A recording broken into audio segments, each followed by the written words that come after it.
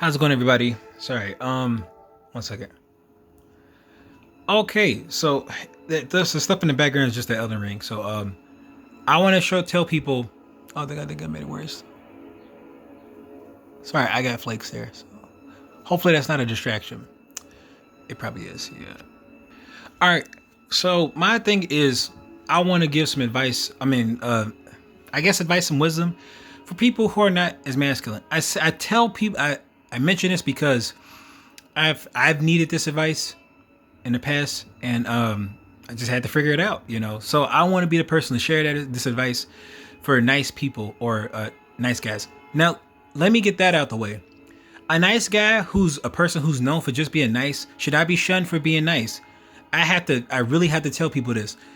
Just because women have had negative experiences from men who have used their kindness and their niceness for mean, bad means and means that have manipulated women, whether for sex or for money or for whatever, does not mean a person who's known for being nice and enjoys being nice is trying to manipulate you. I really wish women would get that perception out their head. And back to my point is that nice people, I get it. I like being nice. I enjoy when people are happy. I enjoy being empathic. But I know for myself that the idea of being taken advantage of is a reality that many of us have to face. So I want people to understand that it's okay to be nice, but it's also okay to establish boundaries. So even though you have boundaries, it's not a mean thing. It's not you being cruel. I think sometimes insensitive people, we can be very dramatic almost, or sorry, hyperbolic. That's a better word I want to describe. And so sometimes we think denying people our kindness of how we naturally are. And it's just something we naturally are. We're just naturally kind. We just don't, we empathic. We feel for people. We see people and we can see them like the inner parts of them. And I don't want to, this isn't manipulation, because some people can do this and some people will use this for bad means. They'll figure you out and they'll dissect you from the inside, and then they'll get what they want and they'll leave. And so it's sad that people can do that, but that's not everybody. There's some people who are just nice people and they're naive and they're just nice and they have their own nice language about how they express themselves, and that's not the language that everybody else is. So they end up misinterpreting a lot of people, and people end up misinterpreting them. Another thing I want to mention is that nice people are sexual beings too. They're like, and I also want to add this. I really want to add this very quickly. If you know what something aesthetically pleasing. So, oh, it's just a pretty flower, yada yada yada. Sorry, it might be loud, but this is something I drew. I think it's aesthetically pleasing. I like to draw stuff like that. I haven't drawn stuff like this in a long time, but I still think it's aesthetically pleasing. In terms of something that is aesthetically pleasing, there's a term that I learned when I was taking this literary class, and this guy, he also told us about this book called The Black and the Berry, The Black and the Berry by Wallace Thurman. I forget his name. It was just interesting. But he told us about this term called an aesthete.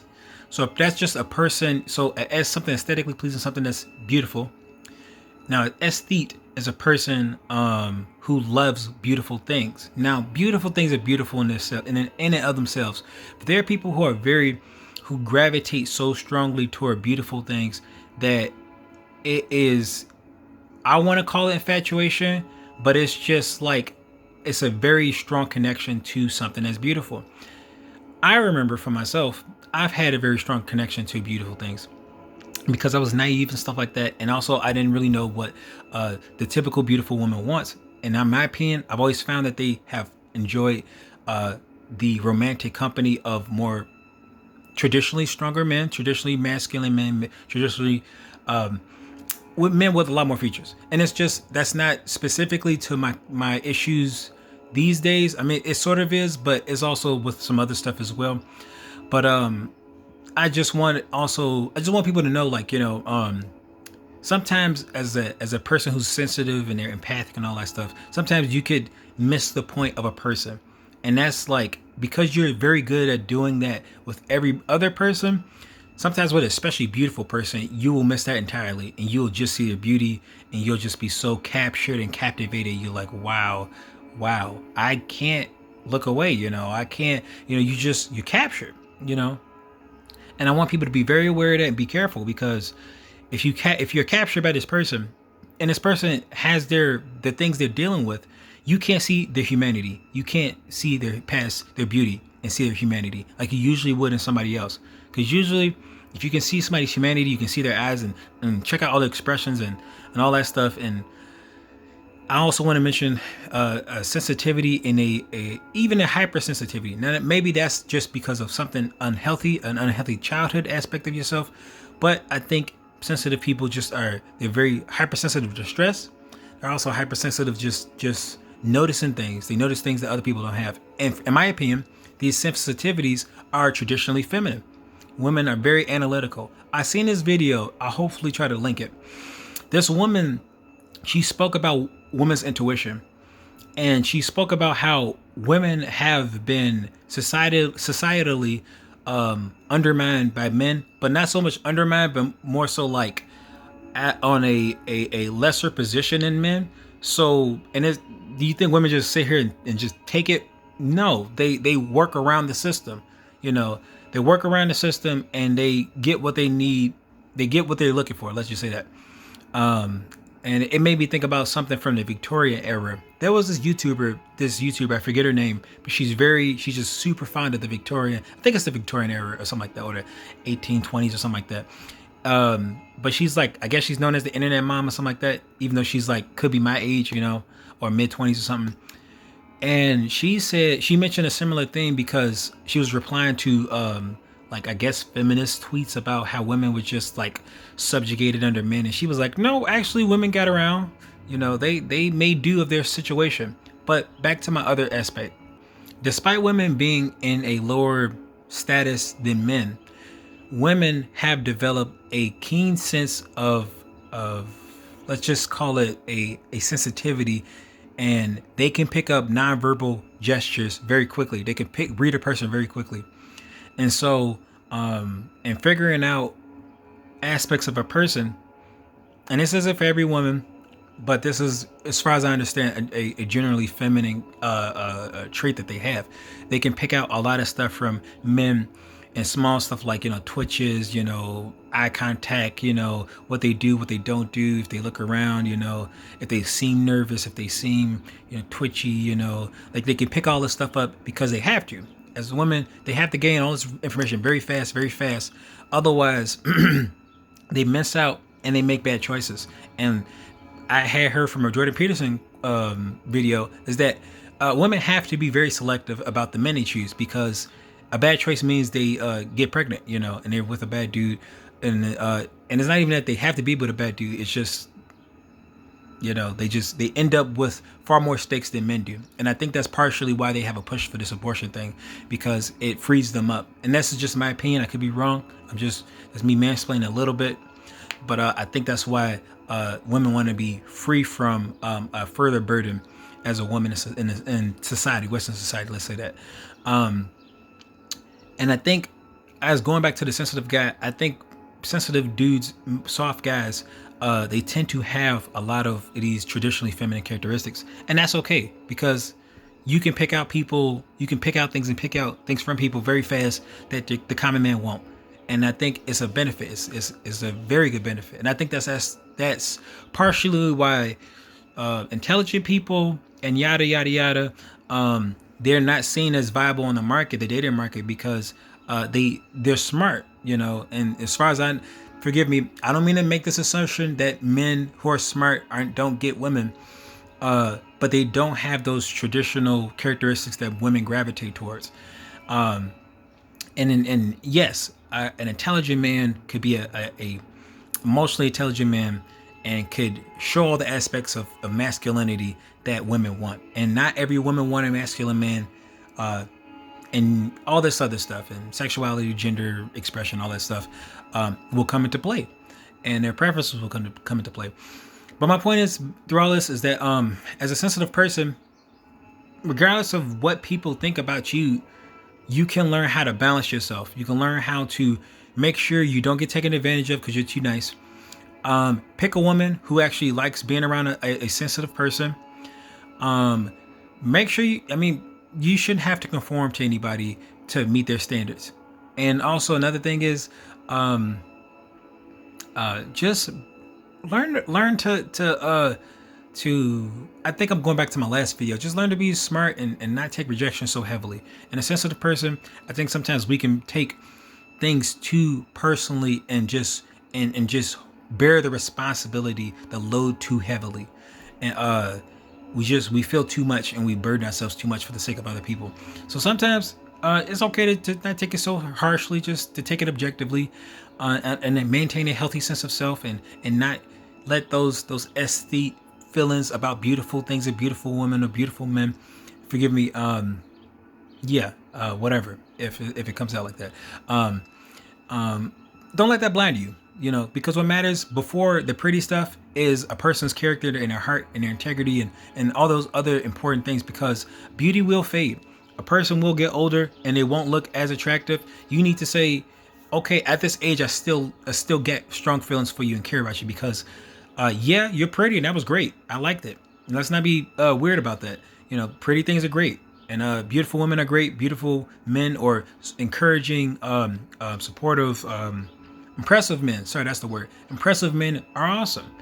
But sometimes we will change. We will change, and life happens to us. So we want to sit here and say we're looking for things that will have a higher chance of not changing as much. Because yes, people get dementia and stuff like that, and their personalities change. But if people change, you need to realize there's something that's stuck, that not just connected and gravitated to you, but that's something that will continuously how can I describe it? That will continuously be there. I think that's the word maybe I'm trying to look for. So a person's personality and who they are, and their character and stuff like that, those things have a higher chance of continuing onward, even when a person's visual appearance changes. If they're a woman, if they decide to have kids, maybe their physical appearance might change. But the thing is that the inside, the core matters. And I'm not going to be those people that say looks don't matter. They do. But just know that there's more important things in case those looks happen to change. And lastly, take care of your traumas. Sensitive people, they just tend to be the beating stick of a lot of people and a lot of things. Know who you are, accept who you are, learn to grow and be and prize that sensitivity, because I guarantee you, when you learn how to have a healthy sense of self, you will be amazing. You will learn how to be strong when you need to and be gentle when you need to. And sometimes with these super masculine dudes that women and these super pretty girls that men want, they treasure that, and they have a prize, but they're always lacking something, and sometimes it's the stragglers that have it, the stragglers of our dating society. We have that stuff, and then the benefit is that if you grow, you have that thing that people lack, and you develop and cultivate the things that people essentially want, but that are also essentially good for you. Because having some traditionally masculine characteristics, like being strong, being headstrong, not just headstrong, but being reasonably headstrong, having conviction, having determination, rising to a challenge, rising to the occasion, being courageous, being strong, being confident, having a healthy opinion of yourself. And if somebody try to step on you and stuff like that, you learn to say no. You learn to tell them, I'm not going to rock with that. I don't want to rock with that. You learn to defend yourself properly. You learn to get emotionally distance yourself from people who will do you harm. You learn to distance yourself physically for people who might do you harm. You learn to gravitate around good people who care about you for you and not for what you can do for them. You learn about so many of these things, and I hope I can keep putting all this stuff out, but just to let you know, you will learn and you will be a complete human being, more complete human being. And then these people who win right now, who win with all these traditional stereotypical things, they're going to have to learn later on, I got to start doing things that I just didn't do back then. and you will. They will have to do that because you have like you can't be tough all the time. You can't be strong all the time and that not affect you somehow negatively. You have to learn from the other side, you know. And the same thing with women. You can't be whatever women have that's problematic. You gotta learn how to accept things from the other side. So just know, nice people, you should be happy who you are. Just be the best you can be. And that's not always just letting your niceness go on autopilot. You have to also be responsible with that too. But be very careful, you know, and be careful with your sensitivity, your empathy, your sympathy, and learn how to manage that and learn how to own your own responsibilities and not own other people's responsibilities. Because sometimes their responsibilities, that's up to them. In the same way, your stuff is up to you. You can't rely on other people to hold their load. They got to hold their own load. They got legs. They got strong legs. And they have strength that they don't know they have until they in it. So you need to believe in them. So sometimes that might mean you have to let them do their thing, you know. You got to let them fall. You got to let them fail. You know, you got to let them make their choices because they got to learn. Just like you had to learn and learn hard choices and hard lessons and hard truths, they got to do the same thing. So that's all I have to say. I just want to share this information. Hopefully you nice guys out here can stop. Don't take these dating things so hard. I get it. I've been hurt, you know. Just learn, like, it's okay to learn and grow. Sometimes it's okay to be hurt, but sometimes it's okay to learn from that and grow. And know that there's hope for you. There's somebody out here for you, man and women. There's somebody out here. Just learn to be the best person you can be, so that it could be definitely easier for you. You know, it can, and not just easier, but more manageable, more sustainable.